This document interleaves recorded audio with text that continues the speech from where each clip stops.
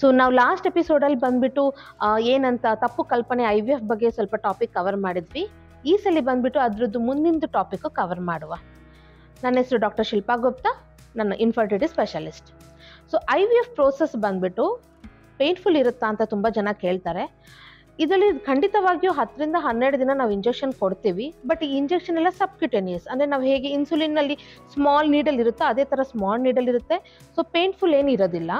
Next egg pickup ಬಂದ್ಬಿಟ್ಟು ನಿಮಗೆ under anaesthesia ಮಾಡಿರ್ತೀವಿ. ಇದು ಹಾಫ್ ಡೇ ಪ್ರೊಸೀಜರು. ನಿಮ್ಮದು ಪ್ರೊಸೀಜರ್ ಆದಾಗ ಅವತ್ತಿನ ದಿನವೇ ನಾವು ಡಿಸ್ಚಾರ್ಜ್ ಮಾಡಿಬಿಡ್ತೀವಿ. ಸೊ 7ನೇ ತಪ್ಪು ಕಲ್ಪನೆ ಬಂದ್ಬಿಟ್ಟು IVF ಮಾಡಿದ ಮೇಲೆ ಕಂಪ್ಲೀಟ್ ಬೆಡ್ ರೆಸ್ಟ್ ಬೇಕಾ ಅಂತ ಕೇಳ್ತಾರೆ. ಮೊದಲಿನ ಕಾಲದಲ್ಲಿ ಬೆಡ್ ರೆಸ್ಟ್ ಹೇಳ್ತಾ ಇದ್ರೇನೋ, ಯಾಕಂದರೆ ಅವಾಗ ತುಂಬ ಕೆಲಸ ಇತ್ತು ಅಂತ. ಬಟ್ ಈಗ ನಾವು ಯಾರಿಗೂ ಬೆಡ್ ರೆಸ್ಟ್ ಹೇಳಲ್ಲ. ಎಂಬ್ರಿಯೋ ಟ್ರಾನ್ಸ್ಫರ್ ಅಂದರೆ ಭ್ರೂಣ ಹಾಕಿದ ಮೇಲೆ 1-2 ಗಂಟೆ ನಾವು ಒಂದು ಸ್ವಲ್ಪ ಬೆಡ್ ರೆಸ್ಟ್ ಹೇಳ್ತೀವಿ ವಿನಃ ಅದಾದಮೇಲೆ ನೀವು ಎಲ್ಲ ಆ್ಯಕ್ಟಿವಿಟೀಸು ಮಾಡ್ಬೋದು. ಮೇನ್ ಮೆಂಟಲ್ ಸ್ಟ್ರೆಸ್ ಅಂದರೆ ಇರಬಾರ್ದು, ಮತ್ತು ಫಿಸಿಕಲಲ್ಲಿ ತುಂಬ ಸ್ಟ್ರೆಸ್ ಮಾಡ್ಕೊಬಾರ್ದು. ಬಟ್ ನಾರ್ಮಲ್ ಆ್ಯಕ್ಟಿವಿಟೀಸ್, ನಿಮ್ಮ ಜಾಬ್ ಆ್ಯಕ್ಟಿವಿಟೀಸ್ ಎಲ್ಲ ಮಾಡ್ಕೊಬೋದು.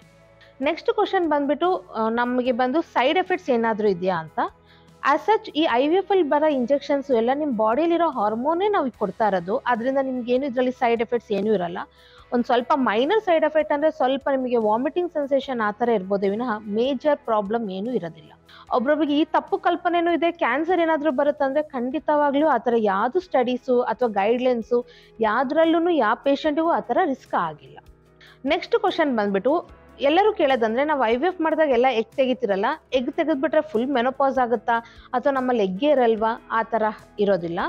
ಆ ಮಂತಲ್ಲಿ ಉತ್ಪತ್ತಿ ಆಗೋ ಎಗ್ಗನ್ನಷ್ಟೇ ನಾವು ತೆಗಿಯೋದು. ನಿಮಗೆ ಬ್ಯಾಕಪ್ ಇರೋ ಎಗ್ಗನ್ನ ನಾವು ಏನು ಕಾರಣದಕ್ಕೂ ಮುಟ್ಟೋಕ್ಕಿಲ್ಲ. ಸೊ ಈ ಥರ ಮಿಸ್ಕನ್ಸೆಪ್ಷನ್ ಇಟ್ಕೊಂಡು ನೀವು IVF ಬಗ್ಗೆ ಹೆದರ್ಕೊಬೇಡಿ.